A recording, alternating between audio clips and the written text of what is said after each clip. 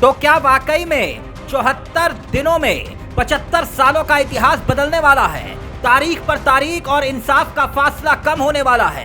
क्या वाकई में कोर्ट को लेकर कोई बड़ा बदलाव होने वाला है? आखिर क्या वाकई में कुछ बड़ा होने वाला है? आखिर क्यों इसकी चर्चाएं हो रही हैं? वजह है जस्टिस यूयू ललित। जी, जस्टिस यूयू ललित देश के नए चीफ जस्टिस इंडिया यानी कि सीजीआई बनने जाने हैं। इसलिए संकेत मिल रहे हैं कि 74 दिनों में 75 साल का इतिहास वो बदल सकते हैं। हम 74 दिनों की बात क्यों कर रहे हैं और वो बदलाव क्या होंगे, ये सब हम आपको आगे बताएंगे। मगर उससे पहले नए सीजीआई के बारे में कुछ जान लीजिए। दरअसल जस्टिस यूयू ललित के बारे में कहा जाता है कि उन्होंने वकील रहते जिन आरोपियों का कोर्ट में बचाव किया, जज बनने के बाद उनका कोई केस तक नहीं सुना। अब 27 अगस्त को जब देश के नए चीफ जस्टिस ऑफ इंडिया देश को मिलने जा रहे हैं, तो ऐसे में इनकी कुर्सी संभालते ही दो बड़े बदलाव देश को देखने को मिल सकते हैं। और इसके साथ साथ जो निचली अदालतें हैं, उनका काम करने का तरीका भी बदल सकता है।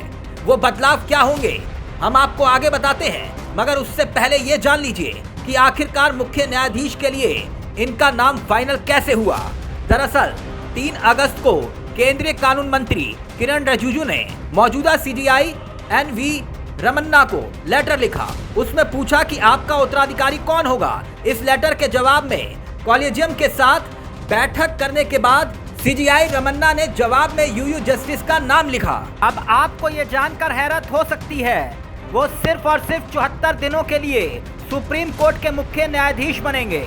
लेकिन उनके काम करने का तरीका बताता है कि वो इन 74 दिनों में 75 साल के इतिहास को बदलने का मादा भी रखते हैं। क्योंकि जिन लोगों का न्याय के लिए अदालत के चक्कर काटते काटते जूते घिस गए, उनके लिए यूयू ललित कोई बड़ा सुकून दे सकते हैं।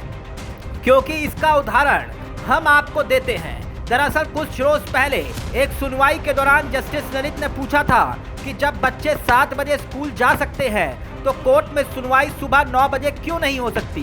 तो क्या सुप्रीम कोर्ट में सुनवाई और लंच का समय आने वाले दिनों में बदल भी सकता है? और अगर ऐसा हुआ तो ज्यादा से ज्यादा केस भी निपट सकते हैं। क्योंकि देश की अदालतों में इस वक्त करीब, आप जानकर हैरत हो जाएंगे, 7 करोड़ केस पेंडिंग पड़े हैं, जिनका 1% यानी कि 72,000 तो सिर्फ और सिर्फ सुप्रीम कोर्ट में ही है। करीब 30,000 जजों के पद खाली पड़े हैं। इन पदों को भरने और ऑनलाइन सुनवाई पर भी जोर हो सकता है। वैसे तो उनकी नियुक्ति को लेकर सवाल ये खड़े होने लगे कि यूयू ललित अमित शाह के समर्थक रहे हैं। और हाँ, ये इसलिए क्योंकि शहाबुद्दीन केस में भी इन्होंने अमित शाह की पैरवी की थी। खैर, ये आरोप सियासी हो सकते हैं, मगर कुछ चौंकाने वाली बातें हम आपको बताते हैं। साल 1957 में जन्मे जस्टिस ललित ने साल 1983 में बतौर वकील प्रैक्टिस शुरू की थी। पहले 2 साल बम्बे हाई कोर्ट में रहे और फिर 6 साल तक पूर्व अटॉर्नी जनरल रहे। 2004 में सुप्रीम कोर्ट के सीनियर वकील बन गए। और इतना ही नहीं, जब सीनियर वकील बने तो इन्होंने कई चर्चित केसों में अपनी बतौर वकील पैरवी की। कहते हैं कि अयोध्या केस के वक्त एक वकील ने सवाल उठाया। सवाल ये कि आपने कल्याण सिंह सरकार की पैरवी की थी, जिनके वक्त बाबरी विध्वस्त हुआ। फिर आप कैसे इस केस में निष्पक्ष फैसला दे सकते हैं? वकील ने उनसे पैनल से हटने की मांग नहीं की थी, मगर तुरंत जस्टिस ललित केस से अलग हो गए। ऐसा ही उन्होंने कई केस में किया। आइए अब उन केसों का भी जिक्र कर लेते हैं, जिन्हें देखकर आप भी समझ जाएंगे कि जस्टिस यूयू ललित कानून को कितना गहराई तक समझते हैं। चाहे कल्याण सिंह का केस हो, अमित शाह का केस हो, सलमान खान का केस हो, या फिर आसाराम बापू, कैप्टन अमरिंदर सिंह और जनरल वीके सिंह तक का केस यूयू ललित जी ने ही लड़ा। और हाँ, बड़ी बात ये भी जान लीजिए कि बतौर वकील ही इन सभी केसों में उन्होंने पैरवी की। जस्टिस ललित जब जज बने तो किसी भी केस में उन्होंने दखल नहीं दिया। इतना ही नहीं, जब वक्त साल 2014 का था, तब उस वक्त वो सुप्रीम कोर्ट के न्यायाधीश बने। उन केसों को कभी नहीं छुआ जिन केसों में बतौर आरोपियों की उन्होंने पैरवी की।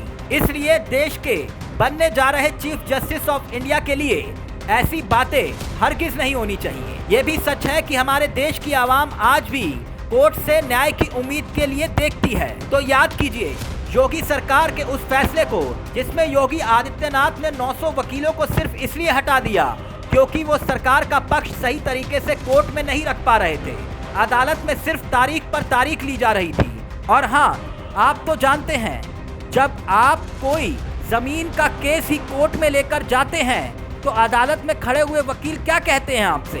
यही तो कि 10 साल लग जाएंगे, चाहे फिर मारपीट का ही केस क्यों ना हो, जमानत लेने में साल भर लग जाते हैं। अब क्या इन्हीं सब बातों पर जस्टिस यूयू ललित विराम लगाएंगे जब वो चीफ जस्टिस ऑफ इंडिया बनेंगे? क्योंकि कानून तो देश के लिए है। तो क्या आने वाले चीफ जस्टिस सरकार के साथ कुछ ऐसा समाधान निकाल सकते हैं जिससे कोर्ट की तारीख और इंसाफ का फासला कुछ कम हो जाए? यानी देश के नए चीफ जस्टिस अदालतों में करीब 7 करोड़ केस पेंडिंग पर जल्द सुनवाई की पैरवी कर सकते हैं।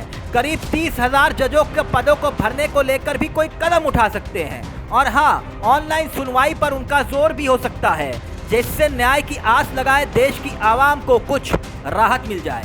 Bureau report, news world India.